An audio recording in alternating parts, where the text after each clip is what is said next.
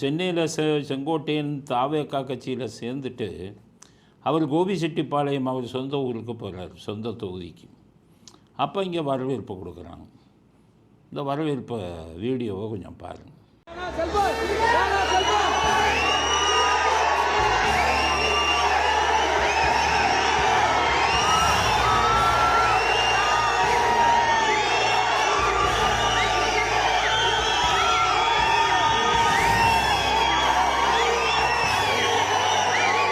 விமான நிலையத்தில் வந்த கூட்டம், அதுக்கடுத்தது அவர் கட்சி அலுவலகம், அதுக்கு வந்த கூட்டத்தை பாருங்கள்.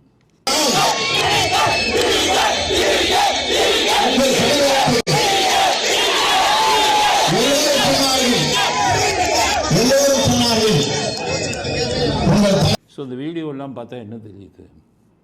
இது இயற்கையாக வந்த கூட்டமா, காசு கொடுத்து வந்த கூட்டமா? ஏன்னா இப்போ அரசியல்வாதிகளுக்குலாம் காசு கொடுத்து தானே கூப்பிட்றோம். ஏஜென்ட்டே இருக்காங்க. 500 ரூபா பிரியாணி பாட்டில் இதெல்லாம். இப்போ இந்த கூட்டத்தை பார்த்தா எல்லாம் விஜய் ரசிகர்கள், விஜய் கட்சிக்காரவங்க தான் எழுச்சியாக இருக்காங்களே. அந்த 500 ரூபா கொடுத்து வர்ற கூட்டம் அப்படியே சோர்ந்து போய் நிற்பாங்க, வயசானவங்களாக இருப்பாங்க. எல்லாம் இளைஞர்கள் கூட்டம், அவ்வளவு எழுச்சியோடு சுற்றுறாங்க.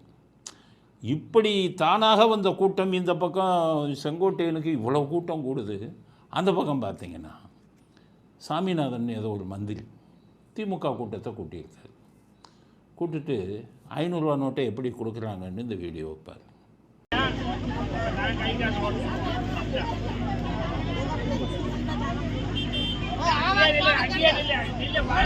ஆக திராவிட இயக்கங்களில் பெரிய இயக்கமாக கருதப்பட்ட திமுகவின் நிலை ரூபாயை கொடுத்து கூட்டிகிட்டு வர்றாங்க. பெண்களுக்கெல்லாம் ரூபாயை கண் முன்னாலேயே கொடுக்குறாங்க. ஆனால் இங்கே செங்கோட்டையனுக்கு வர்ற கூட்டத்தை பார்த்திங்கன்னா அவ்வளவு கூட்டம் விஜய் ரசிகர்கள் கூடியிருக்காங்க.